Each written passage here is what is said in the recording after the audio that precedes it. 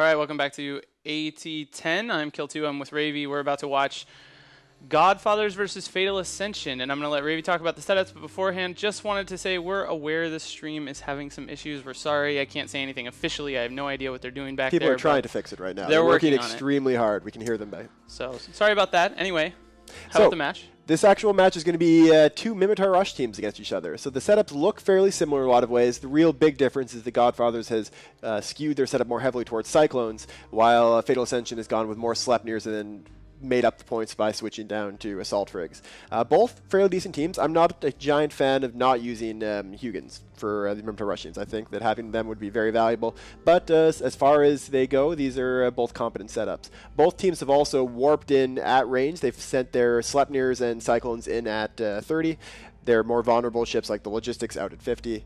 And so we're going to see them do a lot of damage very soon because the match has just begun. Yeah, match starting. I actually wonder how this... this is Godfathers, right? In red? Yes. The Godfather Scimitar didn't have his support with him. He's isolated back there at 50, but he looks like he's doing the right thing, heading down behind his he swiveled behind his to protect himself from the Fatal Ascension support. Now, the Godfathers team has done the charging, and Fatal Ascension has pulled back and allowed themselves to basically catch the Godfathers team as they came in. In general, that's been the better strategy for Rush teams so far in this tournament. So we'll see if that really helps them out. We are seeing a lot of damage applied to the first Sleipnir for Fatal Ascension.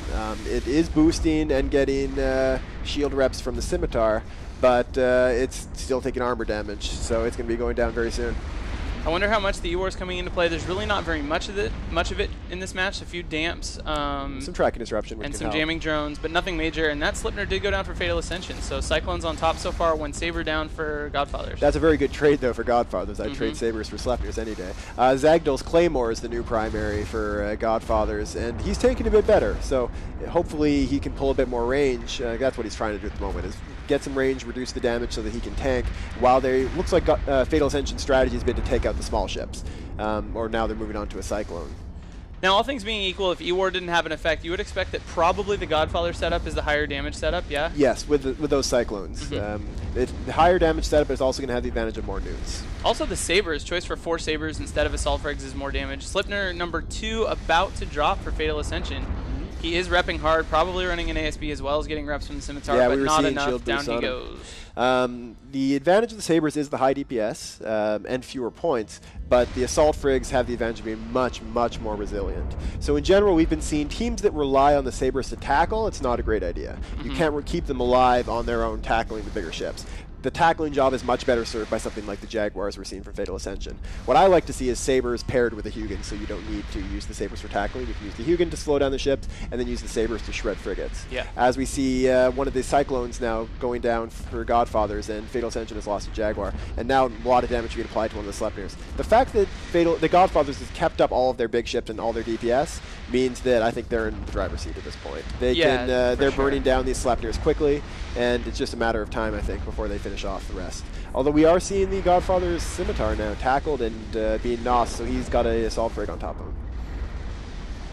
Yeah, but without them being able to eliminate any DPS, I mean, looks like it's gonna take him at least a while to get the Scimitar down at the same time. The Fatal Ascension Sleipnir hurting bad. He's having a little easier time, it looks like, repping, but that's probably just because of the field starting to get a little spread out, maybe a little more time for the last couple Cyclones to get close enough to do full damage. Yeah, at the moment he's repping both with his ASB and with the Logi. If he doesn't die before that, he'll definitely die when he goes to reload on the ASB. And by the way, the Scimitar, the Godfather Scimitar that's taking damage is being attacked by the entire support fleet from the Fatal Ascension side. It's all of those Assault Frigs and the Merlins sitting on top of him, and that's a kind of a good indication of how strong those support fleets can be. He's obviously going to break under pressure just from frigates. He's not taking any damage from Sleipnirs or Claymore at all, and he's going to go down right now. So at least 1 kill for Fatal Ascension, but... That being said, now all the Sleipnirs are gone. Yeah, they just don't have anything left other than those frigs, which is definitely not going to be enough. The Sabers should have a pretty easy time chewing up those Jags, as we see here.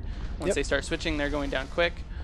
So... Yeah, the Jaguars have great resilience, lower sig than the Sabers, but the Sabers do a great job in groups especially. If you get them all together, focusing on the same target, they'll bring down Jaguars, Merlins, Harpies so quickly. That's what we're seeing right now. Helped out by the damage from the Cyclones and the Sleipnirs, who both have excellent tracking. And there goes the third one. So now for Fatal Ascension, only that Claymore Scimitar and a couple of Frigs left. Obviously, Godfather's completely in control right now. Really interesting seeing the two setups that are so similar. I mean, on paper, they look like they have the same sort of idea. How much does piloting play a role in a match like this where everybody's basically just crashing into each other? It plays a huge role, but in mostly smaller, more subtle ways. Usually you're not going to see, unless someone goes out of the arena, one big mistake the Crush did. But it's going to be a lot of just maximizing your damage. Getting your transversal correct when you're hitting the Frigs, getting into good ranges on your opponents fast, making sure that you don't accidentally move off in the wrong direction for a bit and have to swing back around, focusing your E-War right. All those little decisions make big differences. Yeah, that's actually one thing that seems really different to me about 12-man setups. The more ships you add, it seems like the more difficult it would become to coordinate your E-War. I mean, even on a setup like this, which these aren't E-War focused setups, but if you're running 10 tracking disruptors over your whole team, or even 6, making sure that they're spread the right way is certainly a difficult job, and you know, you could end up wasting them. That kind of stuff adds up. It makes Generally, in that little bit of time, by the way, we are seeing more ships dying for Fatal Ascension, but at this point, they're all going to die. They're all going to die. Let's just announce that now. Fatal Ascension's dead. But generally what you'll do with that E-War is assign it in that period of time when you're sitting there before the match. You see the other team. You'll decide who's going to put jams, tracking disruptors, damps on what.